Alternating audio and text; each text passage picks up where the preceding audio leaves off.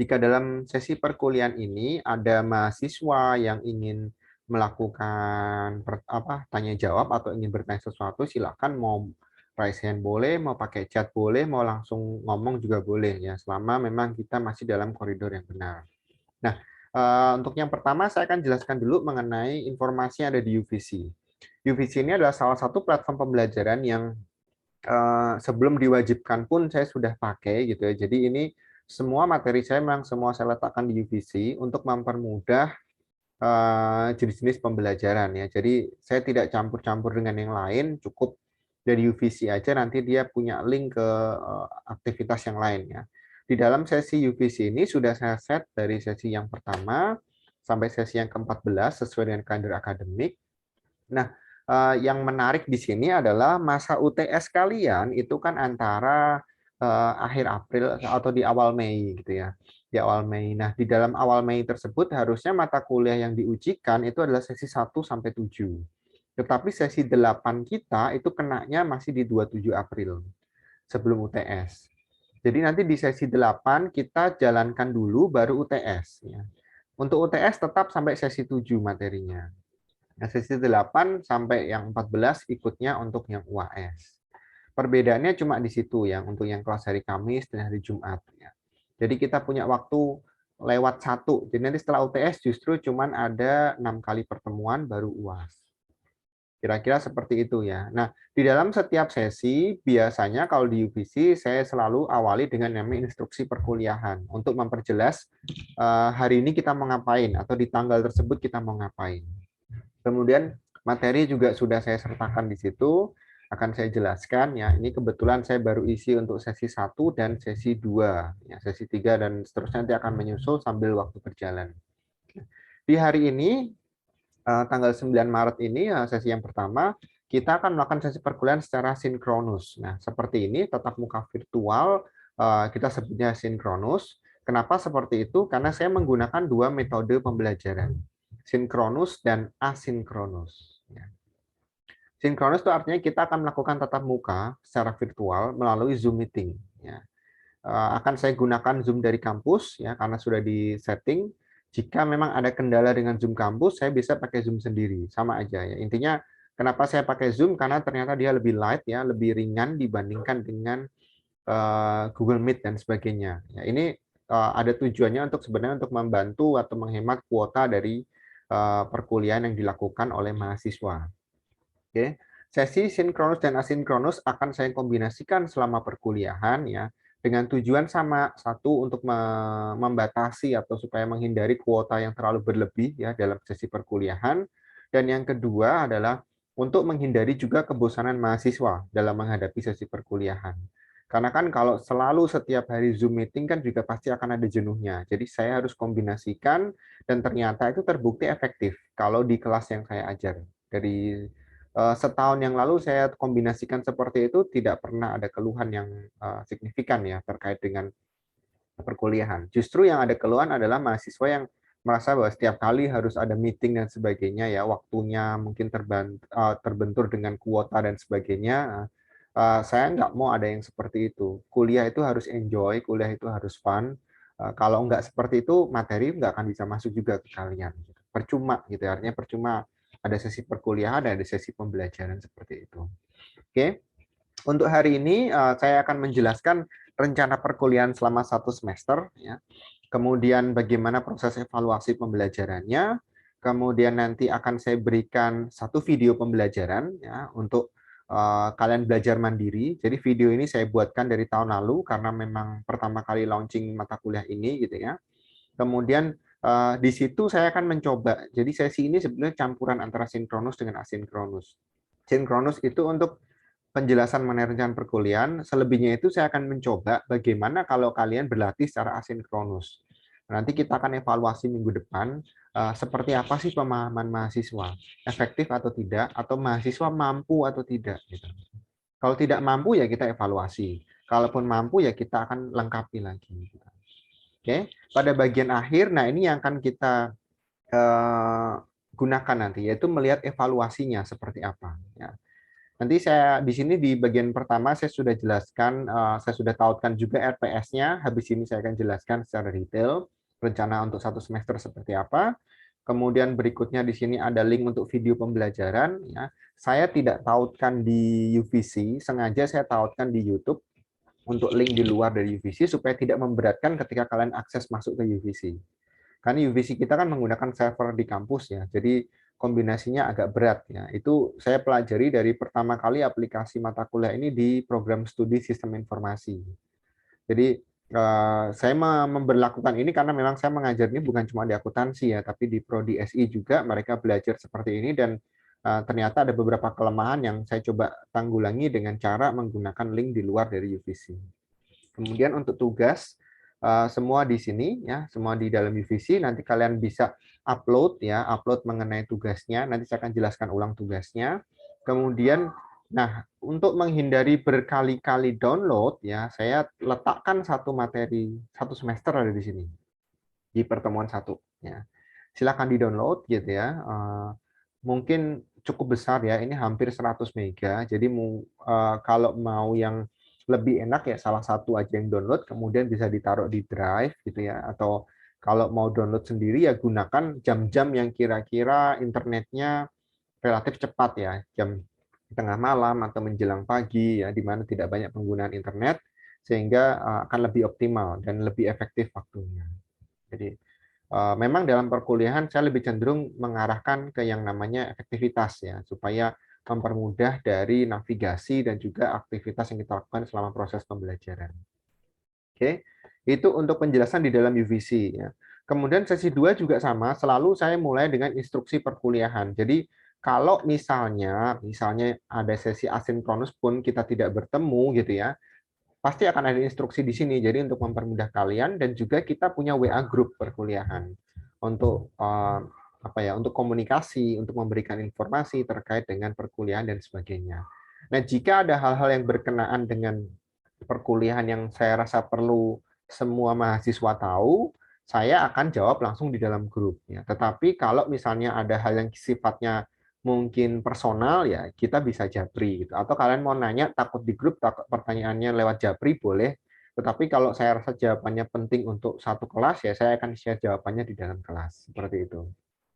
Nah, hari ini kita akan belajar materi untuk fintech orang pribadi. Untuk tugasnya nanti juga untuk orang pribadi. Kemudian di minggu depan untuk UMKM. Jadi sebenarnya mirip-mirip, cuman nanti pengaplikasiannya ada yang berbeda sedikit. Ya. Ini untuk penjelasan di dalam UVC. Ada yang mau ditanyakan dulu mengenai penjelasan di UVC? Ada? Belum ada, Halo? Pak. Belum ada, Pak. Baik, kalau belum ada, saya akan pindahkan ke RPS. Sudah berubah ya layarnya ya? Nah, di dalam RPS atau rencana pembelajaran semester, di sini kita akan melihat bagaimana pengelolaan dari mata kuliah ini. Ya. Di dalam satu semester, kita memiliki 14 kali pertemuan. Nah, saya bagi menjadi dua kelompok. Nah, sesuai dengan namanya adalah FinTech, Financial Technology, dan Data Analytics. Ya. Bagian yang pertama, FinTech, itu betul-betul mahasiswa akan dibekali mengenai literasi keuangan digital. Jadi kita belajar, jadi ini bukan ranahnya manajemen ya, tetapi ini ranahnya umum ya. Literasi keuangan digital yang dipakai untuk orang pribadi ataupun UMKM. Nah, kenapa saya rasa UMKM perlu saya masukkan?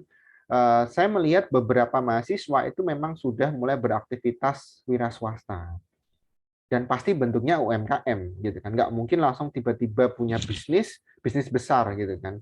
Ya itu mungkin karena dia dapat bisnis dari orang tuanya gitu ya, atau dia menerima uang hibah yang sangat besar yang ya nggak mungkin sekali sih, kecil sekali kemungkinannya gitu kan, atau memang dia mendapatkan salah satu aliran dana dari money laundering gitu, artinya ada tindak kejahatan yang diaplikasikan menggunakan bisnis gitu. Itu sangat mungkin terjadi di luar negeri, banyak seperti itu ya. Jadi di Indonesia mungkin akan ke depannya ada juga yang seperti itu gitu ya. Nah, oleh karena itu perlu pembinaan atau perlu pengetahuan mengenai literasi keuangan digital baik di level mahasiswa. Jadi di bagian fintech kita akan belajar fintech itu seperti apa di Indonesia. karena sudah ada asosiasinya, yaitu Fintech Indonesia. Kemudian kalau kita menggunakan fintech, berarti kita berurusan dengan garba pembayaran digital atau digital payment. Nah, itu perkembangannya seperti apa? Itu juga kita pelajari di sini. Kemudian bagaimana mengaplikasikan tersebut ke dunia bisnis. Ya. Fintech-nya itu untuk dunia bisnis seperti apa? Mungkin buat kalian yang orang pribadi, beberapa sudah familiar gitu dengan aplikasi fintech pribadi, misalnya OVO, GoPay, ShopeePay, dan sebagainya gitu ya. Tetapi ada juga yang mungkin jarang kalian pakai, misalkan Investri, ya, kemudian ada Bayarin, kemudian macam-macam lah gitu ya. Ada Kami gitu. Itu mungkin hanya dipakai di level UMKM karena terkait dengan pinjaman online. Nah, yang menariknya adalah nanti kita bahas sedikit mengenai pinjaman online gitu, karena ada aturan yang berlaku di Indonesia. Kemudian eh, di bagian yang kedua, bagian data analisis, kita murni lepas dari financial technology. Kita betul-betul akan memanfaatkan data-data pasar untuk pengambilan keputusan bisnis. Nah, saya lebih arahkan ke ranahnya akuntansi. Nah, di sini kalian akan dibekali dengan pengetahuan statistik, ya, semi-semi statistik gitu ya. Tetapi saya akan upayakan semaksimal mungkin. Jadi saya berikan dalam bentuk aplikasi menggunakan Excel, SPSS, eViews maupun Stata. Silahkan kalian pilih sendiri. Yang mau sederhana pakai Excel aja boleh, mau lebih advance pakai SPSS eViews boleh, mau yang lebih jago lagi pakai Stata juga boleh. Tahu ujung-ujungnya mahasiswa sendiri yang merasakan manfaatnya. Nah, modal tersebut saya kombinasikan ya di dalam perkuliahan ini supaya satu, kalian dapat literasinya, yang kedua, kalian bisa belajar pemaknaan atas data. Jadi nggak cuma modal bisnis tapi hanya tahu aja, tetapi bagaimana cara mengaplikasikan menggunakan data-data ya di dalam uh, informasi yang ada tersedia di pasar, kita bisa maksimalkan untuk keperluan bisnisnya. Itu sudah menjadi hal yang lazim ya kalau di luar negeri. Nah, di Indonesia mungkin masih jarang. Nah, oleh karena itu bentuk perkuliahannya nanti saya akan kombinasikan. Untuk fintech kita akan lebih cenderung berakar dari problem based learning. Ya. Jadi di situ akan muncul sesi diskusi karena kita berangkat dari permasalahan fintech di Indonesia. Sedangkan yang di bagian data analisis itu experiential learning. Karena nanti kalian sendiri akan belajar mengolah data, kemudian melakukan aplikasi dengan alat statistik. Jadi, kalian punya pengalaman tersendiri dan kalian bisa sendiri mengaplikasikannya sehingga nanti punya kemampuan ya, mungkin sebelum ke statistik kalian sudah punya kemampuan dasar untuk itu. Oke. Oke, silahkan kalau ada yang mau ke toilet boleh, nggak apa-apa. Bahkan ada ya di kelas saya yang kelas malam, karena kan kita kuliah jam 5 ya. Ada yang izin, Pak, bagaimana kalau jam 6 gitu ya. Kita ada yang mau izin sholat dan sebagainya. Silahkan, cukup dengan chat dan sebagainya. Saya tidak mau perkuliahan itu mengganggu hal-hal yang seperti itu ya. Apalagi itu sifatnya ya, terkait dengan kerohaniannya. Silahkan selama itu dilakukan dengan benar, benar-benar sholat gitu ya, bukan cuma karena izin dan sebagainya. Misalkan, Pak, saya izin mau sambil makan, silakan, toh kita juga nggak kelihatan di sini gitu kan. Kalau di kelas nggak boleh, kita makan di kelas. Tapi kalau di dalam sesi seperti ini mau sambil makan, atau Pak, saya sambil di jalan, itu anak kelas malam sering banget ya. Pak, saya off cam karena saya sambil di jalan di perkuliahan, misalkan di dalam busway, atau misalnya di dalam mobil dan sebagainya, silahkan aja. Yang penting dimanapun kalian bisa mengikuti perkuliahan itu merupakan suatu usaha yang sudah cukup buat saya gitu. Toh sesi itu pasti akan direkam dan kalau kalian suatu saat mau dengarkan lagi gitu kan, ya bisa didengarkan ulang. Ya, tapi memang itu ada effortnya ya, buang waktu sedikit ya untuk dengerin ulang gitu. Tapi apapun itu saya akan tetap sediakan tujuannya untuk mempermudah mahasiswa. Oke, itu mengenai deskripsi singkat mata kuliah ini seperti apa. Jadi betul-betul kita bagi sebelum UTS dan setelah UTS. Ya.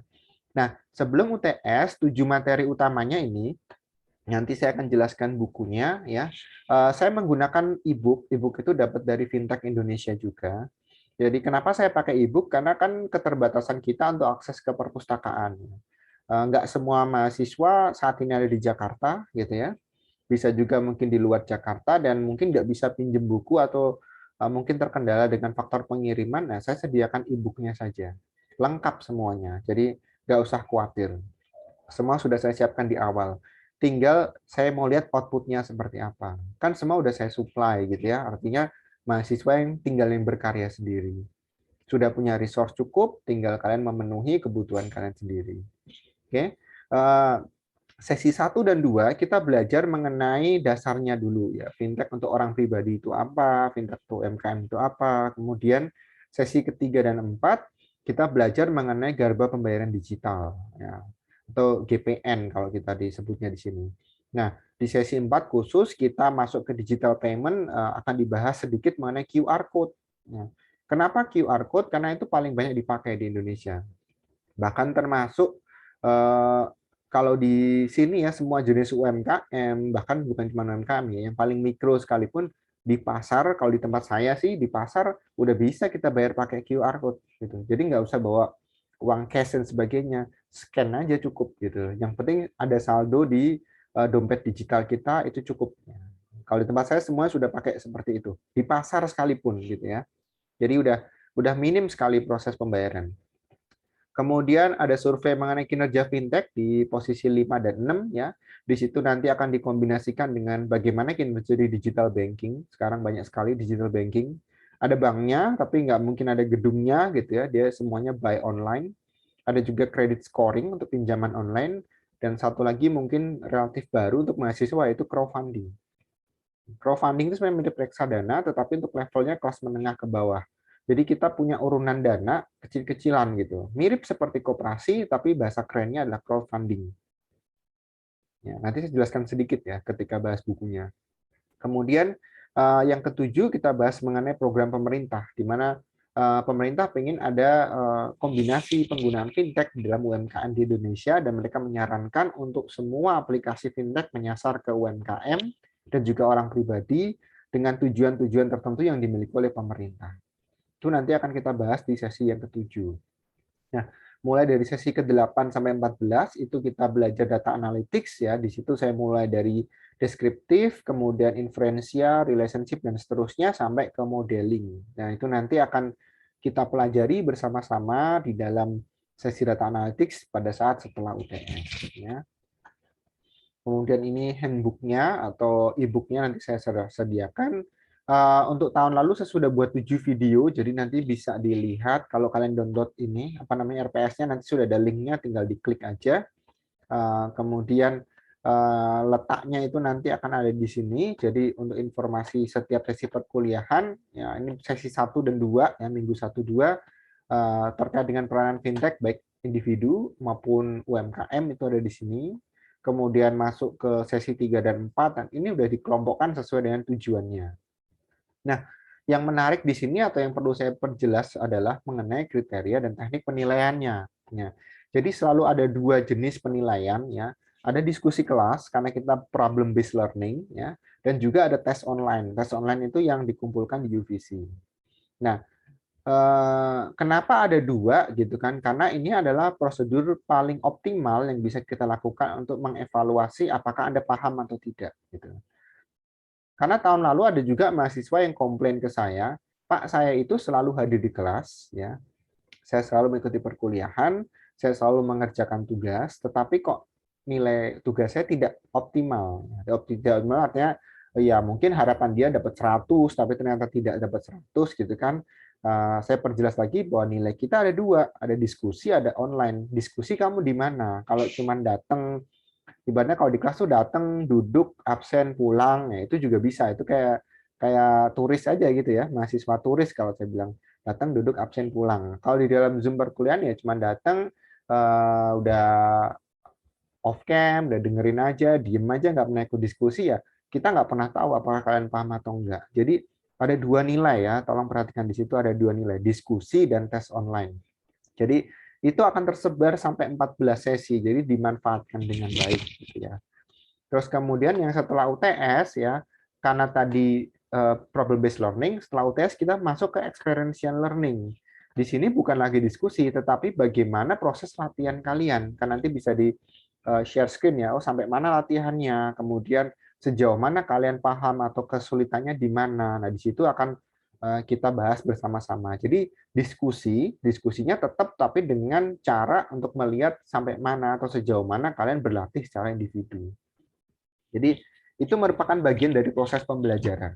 Kemudian tes online-nya diganti dengan laporan hasil analisis. Karena kan kalian melakukan analisis data, laporannya seperti apa, silahkan di upload di dalam UVC juga, sehingga mempermudah untuk dosen dalam melakukan evaluasi pembelajaran. Bobotnya lebih besar di sini ya setelah UTS karena memang aktivitasnya lebih banyak berlatih mandiri, sedangkan di sini kan memang lebih kecil ya, jadi cuman diskusi aja nggak terlalu besar bobotnya. Gitu. Oke, kemudian untuk tugasnya saya bagi dua ya. Tugas sebelum UTS itu kalau dikombinasikan total 15%, setelah UTS 15%, UTS dan UAS itu masing-masing 35% sesuai dengan standar dan ketentuan di universitas. Untuk nilai, saya rasa semua sudah paham gitu ya. Penilaian kita patokannya sama, satu universitas ya. 56 baru dinyatakan lulus ya. 56 ke atas itu baru dinyatakan lulus, 80 ya kita masih sangat rendah sekali gitu. Nah, jujur aja kalau di kampus lain kan 90 baru dapat A ya, kalau di UGD 80 udah dapat A. Jadi mohon maaf gitu yang dapat 80,5 sama yang dapat 100 gitu, itu levelnya sama gitu. Padahal mungkin kekurangannya atau gap-nya jauh gitu. Gap-nya jauh sekali biasanya. Tapi ya nggak apa-apa ya, itu aturan kampus ya kita ikutin aja. Oke, untuk tugas ada dua. Tugas yang pertama sebelum UTS itu ada evaluasi fintech atau kita belajar mengenai pemahaman fintech. Nah, di dalam evaluasi tersebut, ini kalau di dalam sesi kelas offline gitu ya, cuma 10 menit evaluasinya. Tapi karena ini online, biasanya saya berikan waktu 2 hari. Nanti bisa dicek ya di UVC-nya. 2 hari dan itu pun dikumpulkan pada akhir hari tersebut, jam akhir hari tersebut. Misalnya kalau sekarang tanggal 9, berarti tanggal 10, tanggal 11, jam 23.59. Gitu. Kemudian untuk tugas yang kedua itu terkait dengan analisis data. Nanti kalian akan berlatih secara mandiri. Kalau kelas offline saya berikan waktu 1 jam untuk latihan mandiri di kelas ya, atau di lab komputer gitu. Tapi karena kita online ya kalian latihan masing-masing dengan device kalian, kemudian laporan hasil akhirnya akan dikumpulkan di dalam UVC. Waktunya sama 2 hari dan biasanya dikumpulkan maksimal di jam akhir di hari tersebut. Itu penjelasan mengenai RPS-nya. Ada yang mau ditanyakan terlebih dahulu? Mengenai RPS? Halo? Nggak ada, Pak. Tidak ada? Oke. Kalau tidak ada, saya akan geser ke materi. Ya. Saya berikan banyak buku penunjang. Ya. Yang pertama di sini adalah terkait dengan handbook untuk keuangan pribadi. Nah, pentingnya apa sih handbook untuk keuangan pribadi gitu? Di sini kita akan belajar berbagai macam aplikasinya. Di sini untuk yang menggunakan uang elektronik kita bahas mengenai ShopeePay yang paling banyak dipakai oleh orang-orang. Kemudian untuk dompet elektroniknya kita bahas menggunakan Dana. Kemudian untuk pinjaman online atau pinjol ada menggunakan ada Kami, ada Investory, ada Coinwork, ada Kredivo kalau mungkin yang familiar dengan kalian sering muncul di TV gitu ya. Ada juga Tara Light itu sering muncul di kalau kalian pakai basisnya Android itu biasanya muncul dia iklannya Tara Light. Kemudian untuk orang retail bisa investasi ya, bisa menggunakan Bareksa atau asuransi bisa menggunakan pasar polis ya. Ini mungkin semuanya tidak familiar dengan kalian, tapi mungkin kayak ShopeePay, Dana, kemudian Kredivo sudah pernah muncul atau mungkin ada yang sudah pakai. Ya. Nah, yang saya mau tekankan di sini adalah penggunaan dari aplikasi yang ada di sini digunakan atau diarahkan untuk orang pribadi. Ya. Untuk UMKM soalnya beda. UMKM di handbooknya sendiri mereka punya perbedaan. Di sini ada yang menggunakan uang elektroniknya ada cukup banyak, ada Dana, ada yang pakai OVO, ada yang pakai ShopeePay, ada yang pakai link aja. Nah, kalau di mall biasanya ada pembayaran menggunakan link aja. Kemudian untuk payment gateway ya bisa menggunakan Bayarin, Brankas, FastPay maupun FinPay. Nah, mungkin masih kurang familiar ya buat kalian. Untuk pinjaman online buat UMKM mereka bisa menggunakan Investory, Coinworks atau Tara Light. Nah, saya rasa ini lebih aman ya dibandingkan pinjaman online yang banyak tersebar dan nggak jelas seperti itu. Kenapa seperti itu? Ada banyak kasus mengenai pinjaman online. Karena pada dasarnya pinjaman online di Indonesia itu harusnya diawasi atau penggunaan fintech itu diawasi oleh OJK, Otoritas Jasa Keuangan, dan juga terdaftar di Bapepti. Nah, ketika tidak terdaftar di dua dua institusi tersebut, maka penggunaan dari fintech itu menjadi diragukan. karena tidak ada perlindungan hukum atas konsumen, kemudian tidak ada kesepakatan resmi dari pemerintah yang melakukan apa namanya penjagaan atau misalkan perlindungan atas aktivitas dari konsumen, khususnya untuk penggunaan dana, maka itu membutuhkan peran serta pemerintah dan menggunakan government protection ya terkait dengan aktivitas fintech tersebut. Nah, untuk fintech yang know your credit point atau know your share itu menggunakan namanya Asli RI, mungkin belum pernah dengar gitu ya. Ada juga yang namanya Acura Labs untuk credit scoring untuk masalah pinjaman online. Nah, di bagian yang ketiga, di e-book yang ketiga yang saya sertakan di situ terkait dengan bagaimana sih perkembangan payment gateway di Indonesia, di mana kita sudah masuk ke era digital economy. Ya. Sebetulnya payment gateway itu bukan hal baru ya, karena mungkin dulu kita sering melakukan pembayaran dengan menggunakan transaksi ATM dan sebagainya. Itu adalah bentuk dasar dari payment gateway. Tapi saat ini dengan masa pandemi menjadi lebih bervariasi. Ada yang mungkin kalian pesen dan kemudian bayarnya transfer, terus nanti tinggal diambil oleh Gojek dan sebagainya. Jadi itu salah satu bentuk juga dari payment gateway yang ada di era digital saat ini. Materi yang keempat yang saya sertakan di sini adalah penggunaan namanya QR codes. Sesuai dengan gambar yang kalian bisa lihat di situ, QR code itu sudah mulai menyebar ya dampaknya dan aktivitasnya. Dia bisa digunakan untuk pembayaran makanan misalnya gitu ya, untuk investasi, untuk belanja, kemudian untuk bayar tagihan dan sebagainya, untuk di sini untuk investasi dan sebagainya. Bahkan untuk bayar zakat pun kemarin saya lihat bisa pakai QR code. Kemudian untuk ibadah di gereja sudah bisa pakai QR code untuk kolektor dan lain sebagainya. Artinya di situ penggunaan QR code itu sudah mulai banyak sekali dan harusnya sudah mendapatkan proteksi dari pemerintah ya. Dan itu sudah dipaparkan bahwa memang untuk inklusi keuangan yang terdaftar di Bapepti dan juga di OJK itu sudah dijamin oleh pemerintah, oleh lembaga penjamin simpanan juga. Oke. Di e-book yang berikutnya saya berikan di situ survei awal ya terkait dengan penggunaan fintech itu di tahun 1920 ya. Sebenarnya survei terbaru sudah ada, tetapi saya coba gunakan survei yang awal karena di masa inilah awal pandemi 1920 dan di situ perkembangan fintech menjadi 3 kali lipat dibandingkan tahun-tahun sebelumnya. Yang awalnya kurang familiar, tapi karena harus ada pembatasan, kemudian pengurangan aktivitas di luar, penggunaan fintech jadi meningkat 3 kali lipat semenjak awal pandemi tersebut. Nanti untuk detailnya pada saat sesi perkuliahan tersebut kita akan bahas. Ya. Berikutnya terkait dengan digital banking. Ya, digital banking itu juga sudah mulai banyak di Indonesia, bahkan ada bank-bank asing yang sudah masuk ke Indonesia menggunakan performance digital banking. Ya. Kemudian setelah digital banking, materi yang disediakan itu ada credit scoring. Nah, di sini kalian bisa melihat kalau mau melakukan pinjaman online, pastikan dia sudah terdata dengan baik dan juga sudah terjamin oleh pemerintah melalui inovatif credit scoring. Nah, siapapun yang masuk ke peringkat credit scoring, perhatikan yang credit scoringnya tinggi, itu artinya kalian lebih terjamin oleh pemerintah dibandingkan yang credit scoringnya rendah. Mungkin pengelolaannya kurang bagus, kemudian pembagian investasinya nggak sesuai dengan harapan dan sebagainya, itu ada. Kalian bisa kelola di situ, kalian bisa lihat di situ terkait dengan yang namanya credit scoring. Ini untuk pinjaman tapi ya. Kemudian di materi yang berikutnya ada kajian mengenai penggunaan equity crowdfunding kalau di Indonesia. Nah, crowdfunding tadi saya bilang dia seperti urunan dana, sama seperti modelnya koperasi, karena skalanya menengah ke bawah ya. Nah, di situ menunjukkan bahwa orang Indonesia saat ini sudah banyak sekali yang sadar akan investasi. Tetapi dengan keterbatasan modal ya, bukan modal yang besar tapi justru modalnya yang pas-pasan ya.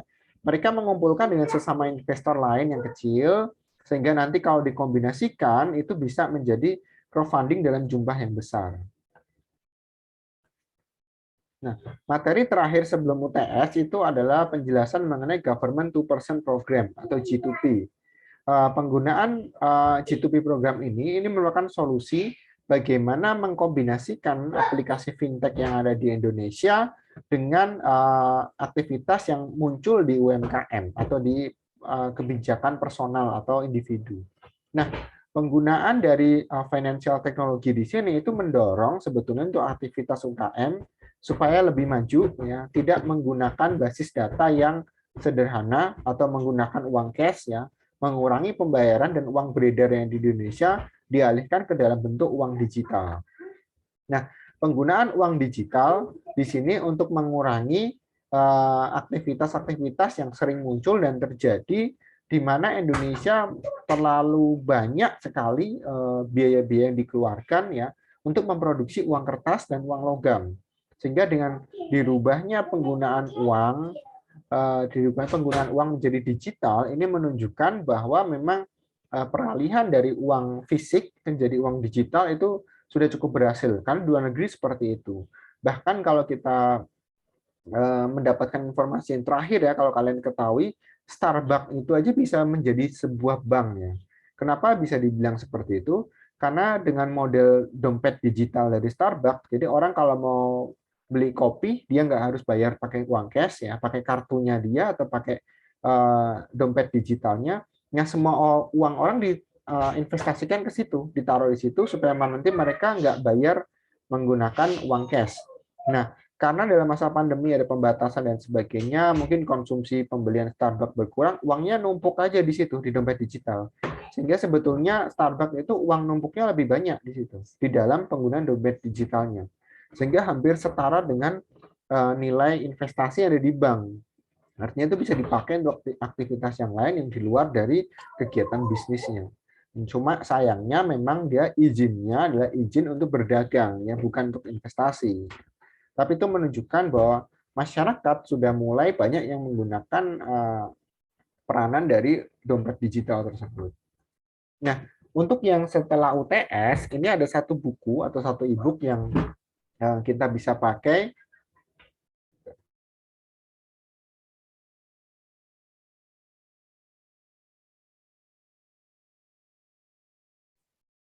Sorry, ya. Oke, untuk terkait dengan setelah UTS, kita menggunakan satu jenis buku, Business Analytics, ya. Di sini kita menggunakan data-data pasar untuk pengambilan keputusan bisnis. Yang lebih saya tekankan nanti adalah untuk bagian dari akuntansinya saja. Di mana kalau kita lihat di sini, kita bisa menggunakan untuk berbagai macam aplikasi, misalnya piutang, kemudian untuk proses penilaian auditing. Nanti kan kalian juga belajar auditing, ya, mulai dari semester 4, 5, dan 6. Kemudian ada pembuatan budget atau anggaran, itu juga kita bisa menggunakan data analytics.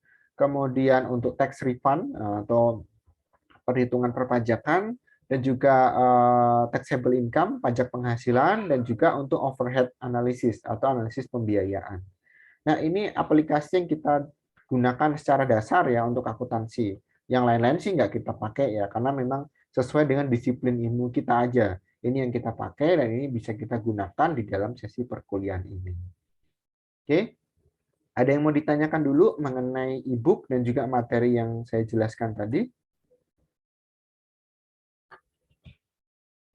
Dari mahasiswa mungkin? Nggak ada, Pak. Ada, Pak. Oke, kalau tidak ada, saya kembali lagi ke UVC. Ya. Hari ini saya akan coba untuk kalian menggunakan sesi asinkronus, ya. Nah, silahkan di sini ada video pembelajaran fintech untuk orang pribadi. Saya buatkan videonya itu memang nggak lama, sengaja seperti itu karena supaya bisa didengarkan dengan mudah, kemudian bisa didengarkan di mana aja, paling cuma sekitar berapa menit, nggak nyampe 20 menit rata-rata biasanya. Kemudian nanti setelah kalian dengarkan tersebut, tugasnya yang pertama adalah pilihlah salah satu platform fintech dulu, pilih aja salah satu di yang fintech orang pribadi, bisa dari video yang saya berikan atau bisa juga dari e-book yang pertama, yang A tadi, yang ada di dalam materi perkuliahan ini. Kemudian kita bikin ulasannya, masing-masing para mahasiswa sendiri-sendiri, ya, supaya tidak ada yang sama, jadi nanti akan ada hasil yang beragam, gitu ya. Nah, ulasan yang dibuat itu ada 4 poin, ya. Yang pertama adalah informasi dasar dari platform fintech yang kalian pilih tersebut. Jadi misalnya nih, misalnya saya mau bahas ShopeePay. Nah, informasi dasarnya Shopee Pay itu seperti apa sih? Misalnya kapan dia mulai muncul, kemudian skemanya dia seperti apa, kemudian basis bisnisnya untuk apa gitu. Terus yang kedua ini yang paling penting adalah mengapa kalian pilih Shopee Pay tersebut misalnya. Atau mengapa kalian pilih platform yang lain? Misalnya kenapa pakai Coinworks? Kenapa pakai Kredivo? Kenapa milih itu? Gitu. Untuk dibahas di dalam ulasan tersebut. Terus kemudian di bagian yang ketiga, silakan mencari informasi di berbagai sumber gitu ya. Keunggulan dan kelemahan dari platform tersebut apa sih? Pasti kan setiap platform itu ada sisi positif, ada sisi negatifnya. Semuanya, nggak mungkin ada yang perfect ya. Kalau ada perfect, nggak mungkin muncul bermacam-macam pembanding gitu. Tapi justru mungkin ada satu kelemahan, atau ada dua kelemahan, atau ada satu keunggulan yang bisa menutupi kelemahan-kelemahan yang lain. Pasti ada, dan silakan ditulis di situ apa sih keunggulan dan kelemahannya, dan kemudian bagaimana platform tersebut bisa dikembangkan di Indonesia. Otomatis yang ada di e-booknya Fintech Indonesia itu pasti adalah fintech-fintech yang sudah berkembang di Indonesia menurut survei dari asosiasi. Nah, pengembangan fintech tersebut biasanya didasari dari jumlah pengguna dan juga jumlah kapitalisasi pasar. Jumlah pengguna jelas ya, berapa orang yang download aplikasi tersebut, yang terinstal di dalam device-nya. Kemudian dari kapitalisasi pasar, berapa orang yang melakukan transaksi melalui aplikasi tersebut. Itu yang paling utama ya untuk evaluasi fintech di Indonesia. Nah, silakan buatkan ulasan tersebut, bebas, saya nggak atur gitu ya, mau misalkan mau pakai fontnya apa, mau pakai space-nya seberapa terserah, itu bebas ya. Mahasiswa boleh berkreasi sendiri, yang pasti ada ulasannya. Sorry.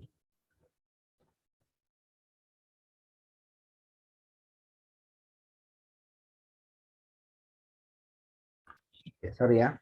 Yang pasti ada ulasannya, kemudian ulasan tersebut nanti akan dikumpulkan melalui UVC. Nanti kalau kalian klik di sini, itu akan dikumpulkan maksimal 2 hari aja ya, nggak usah lama-lama. Maksimal 2 hari, ini udah ada yang submit 3 orang. Jam 23.59 atau 11.59 malam gitu ya. Silakan disubmit, nanti kita akan bahas di minggu depan. Kemudian ini baru orang pribadi ya, orang pribadi sama seperti itu. Minggu depan juga sama sebetulnya, tapi akan kita mulai dengan diskusi untuk yang sesi 1 dan juga sesi 2, dan tugasnya kurang lebih sama. Jadi nanti, tapi mau pakai jenis platform yang sama boleh kalau ada yang sama ya. Kalau yang berbeda ya berarti boleh berbeda. Jadi diusahakan sih enaknya sih berbeda-beda ya, supaya nanti pemahaman kalian juga banyak gitu. Nah, untuk yang ini waktunya saya tentukan sama ya, dari 2 hari setelah tanggal perkuliahan. Kemudian tanggal 16 berarti dia tanggal 18 jam 23.59. Tapi ini juga udah saya buka sih. Kalau ada yang mau submit juga pasti sudah bisa. Jadi nggak ada masalah untuk tersebutnya. Tetap kita ada sinkronus, tetapi saya akan coba dengan sesi asinkronus yang pertama ini, dengan belajar mandiri, kemudian mengumpulkan tugas, saya mau lihat seperti apa pemahaman mahasiswa dan juga kemampuan mahasiswa dalam memahami materi melalui video, kemudian melalui pembelajaran mandiri, dan membuat ulasan secara mandiri. Karena modal seperti itu atau skill seperti itu yang saat ini dibutuhkan di masa-masa pandemi, di masa-masa kalian pasca pandemi juga sama seperti itu. Karena mungkin ada ya orang yang bukan ada lagi, memang saya juga tahu gitu, memang ada bahwa perusahaan yang dia sudah jadi karyawan hampir 2 tahun tapi belum pernah ngantor sama sekali semenjak pandemi ya, gitu. Karena semuanya masih WFH. Jadi skill-skill yang seperti ini yang dibutuhkan saat ini. Jadi bukan cuma skill bisa datang ke kantor tepat waktu, bukan. Tapi justru skill di luar itu, di mana kalian membutuhkan respect, di mana kalian membutuhkan efisiensi, ya, respect ke orang, kemudian efisiensi dalam waktu pengerjaan, time management seperti ini, efektivitas, dan menjaga kondisi mental, artinya memodifikasi antara pekerjaan dengan waktu di luar dari pekerjaan, itu nanti akan sangat berkembang setelah masa-masa pandemi ini mulai berkurang atau bahkan berakhir. Tapi itu akan tetap ada dan terus ada sampai nanti benar-benar kondisi menjadi normal gitu, sampai seperti itu. Jadi skill itu akan kalian akan butuhkan, bahkan mungkin sampai pada saat nanti setelah kalian lulus. Gitu. Oke, itu yang perlu saya sampaikan untuk hari ini. Ada pertanyaan terlebih dulu dari mahasiswa? Saya masih berikan kesempatan untuk bertanya. Ada dari mahasiswa? Belum ada, Pak. Belum ada ya. Baik, kalau tidak ada, saya